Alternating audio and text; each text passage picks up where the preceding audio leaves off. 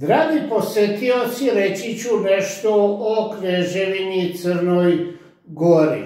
Prvi svetovni vladar u Crnoj Gori bio je knjaz Danilo, vladao od 1851. do 1860. godine. Bio je zelenkastih očiju, markantnih crta lica, zvali su ga Zekom. Ubijen je u Kotoru, ubio ga je Todor Kadić, atentat je izvršen 12. augusta 1860. u 19 časova 45 minuta, a knjaz Danilo je preminuo sutradan 13. augusta.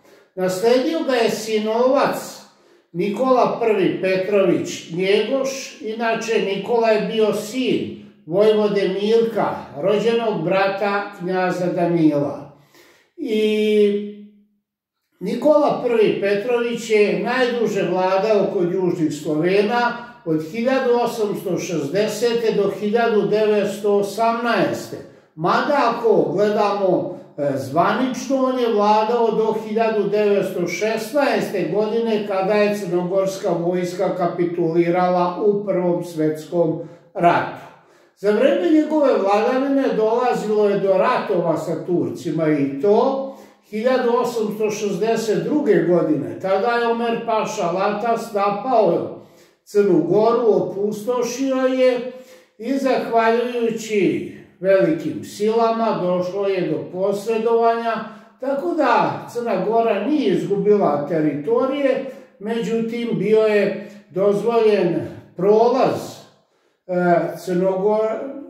od strane Crne Gore Turcima do Skadra. Zatim rat 1876. do 78. godine i u tom ratu Crna Gora je odnela sjajne pobjede kod Fundine, Vučijeg Dola, Meduna, Spuža. U drugoj fazi rata oslobodili su gradove. Na Berlinskom kongresu od 13. juna do 13. jula 1878. Crna Gora je dobila nezavisnost i teritorijalno proširenje, dobila neke gradove kao što su Nikšić, Podgorica, Bar, dakle omogućen je izlaz na more.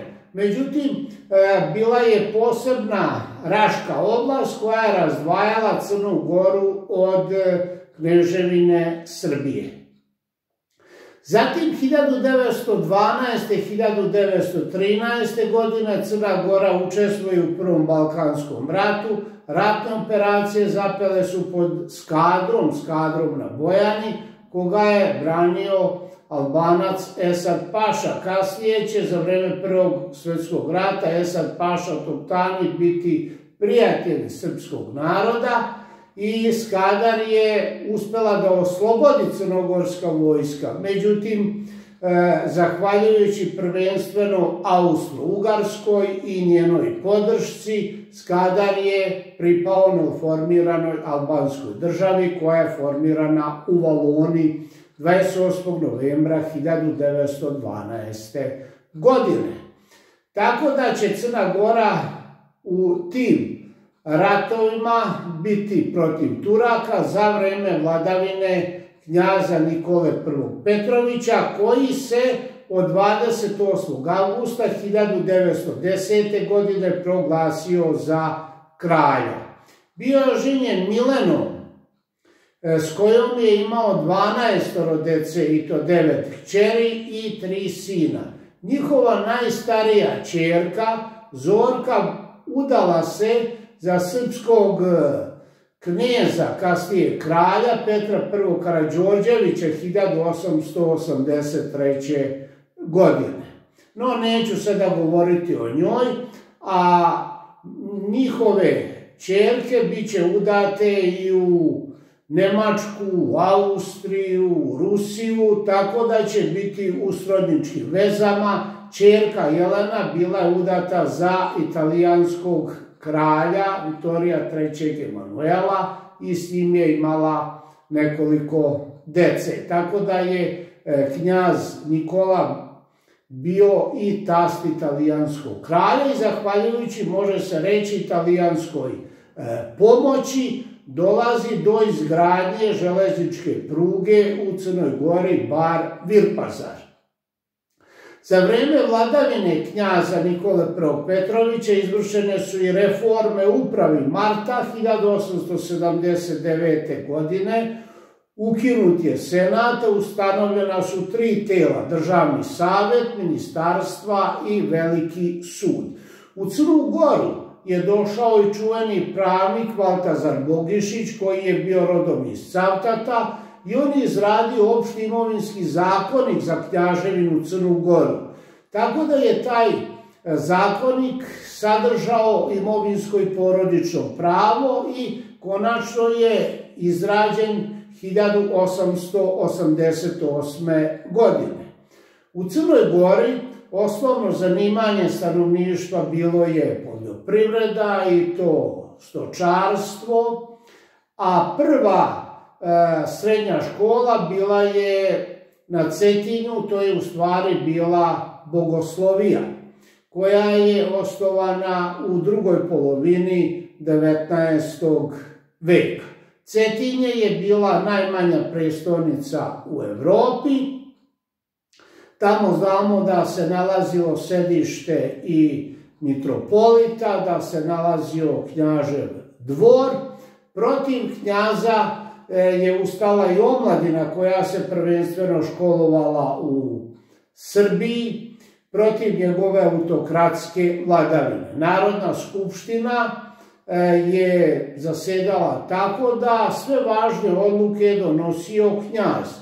Protiv knjaza će se formirati i stranka i ona je dobila naziv klubaši. Dakle, to su bili protivnici njegove vladavine, a njegove pristalice pravaši.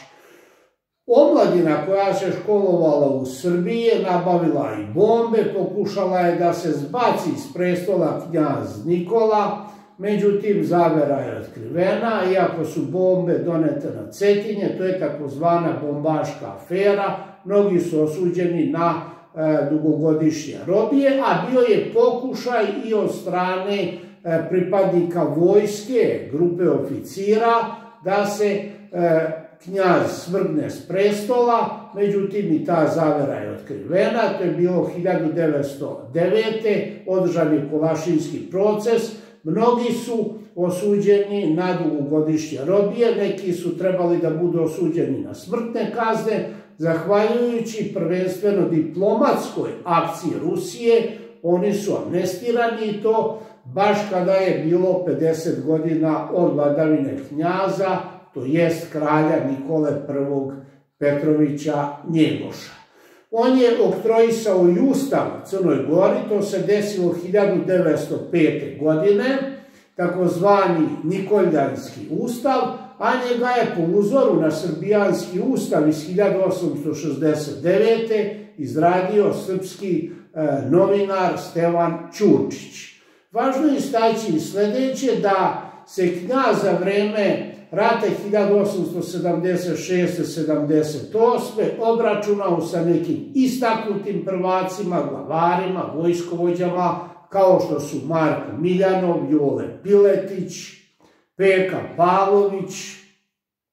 Zanimljivo je za Marka Miljanova da se on opismenio tek u 50. godini, a da su ipak iza njega ostala neka značajna dela, kao što su Pleme Kuči, zatim pisao je o životu Arbanasa i čuveno delo, najpoznatije Primeri čojstva i junaštva.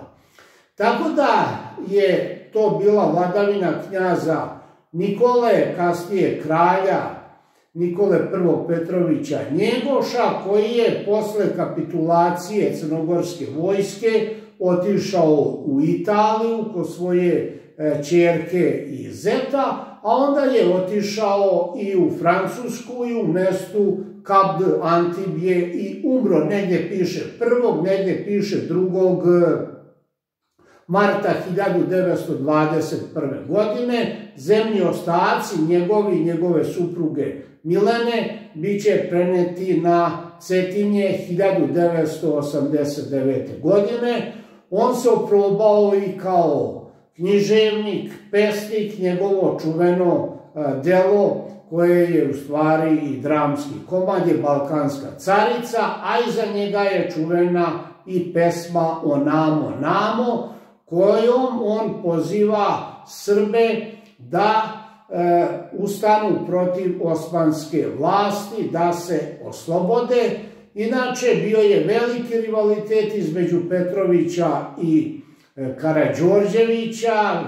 Najpre bio je rivalitet između Petrovića i Obrenovića.